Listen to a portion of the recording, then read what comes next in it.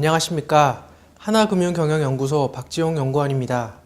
오늘은 최근 중국 내 젊은 층을 중심으로 부채를 이용한 소비 증가 추세에 대해 말씀드리고자 합니다. 최근 중국 내에서 은행대출, 신용카드 등 금융 서비스를 이용해 소비를 영위하는 젊은 층이 증가하고 있습니다.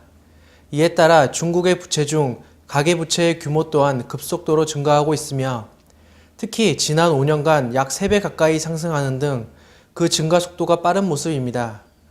영국 은행인 RBS는 중국의 가계부채 규모가 15조 위안으로 GDP의 약 30%에 이른다고 추산한 바 있으며 정부 부채의 50%, 기업 부채의 25% 수준인 것으로 나타났습니다. 또한 미국 피터슨 국제경제연구소는 중국 가계의 가처분 소득 대비 부채 비율이 2008년 30%에서 2011년 말 50%로 상승한 것으로 추산하고 있습니다.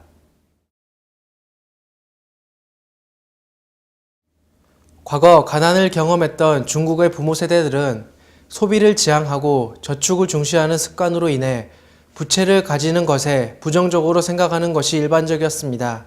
하지만 도시 지역을 중심으로 높은 경제 성장의 혜택을 받고 자란 젊은 층들은 부채를 지는 것을 자연스럽게 인식하는 동시에 소비 성향 또한 부모 세대에 비해 높습니다. 특히 중국에서는 자신의 집을 마련해야 한다는 인식이 강해서 대출을 받더라도 집을 구매하려고 하며 실제 90%에 달하는 중국 가계가 자신의 집을 소유하고 있습니다.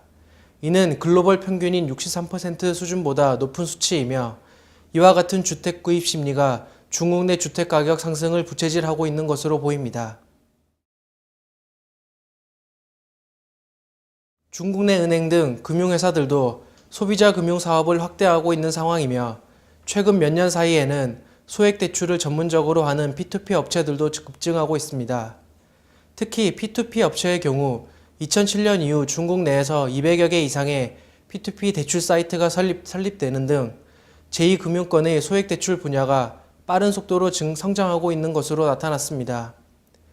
중국인민은행에 따르면 소액 대출 분야에서 창출되는 신용은 연간 7천억 위안에 이르며 이는 2009년의 10배에 가까운 수치입니다. 중국 규제당국은 소비 증가를 새로운 경제 성장의 모멘텀으로 삼고 이러한 신규 대출 플랫폼 구축을 장려하고 있어 소비자 금융 확대 추세는 당분간 지속될 것으로 예상되며 가계부채 또한 지속적으로 증가할 것으로 생각됩니다.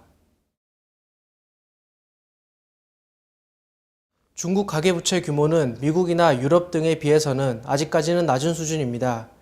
미국이나 유럽의 경우 가처분 소득 대비 부채 비율은 100%에 근접한 수준이지만 중국의 경우 50%로 상대적으로 낮은 편입니다. 그러나 과거에 비해 규모가 빠른 속도로 상승하고 있다는 점에 주목할 필요가 있습니다. 아시아와 비교해보더라도 인도를 제외한 타 아시아 국가들에 비해 GDP 대비 가계부채 비율은 낮은 모습이나 증가율은 눈에 띄게 빠른 상황입니다. 특히 가계부채와 부동산 버블로 인해 미국과 유럽의 금융위기가 발생했다는 점을 감안할 때 향후 중국 내 가계부채 문제와 주택가격 상승 추이에 대한 관심이 필요할 것으로 생각됩니다. 다만 중국의 경제 구조가 투자 중심에서 소비 중심으로 변하고 있다는 점을 감안할 때 현재 진출해 있는 국내 금융사들도 이러한 변화에 대응할 수 있는 다양한 전략 마련이 필요할 것으로 판단됩니다.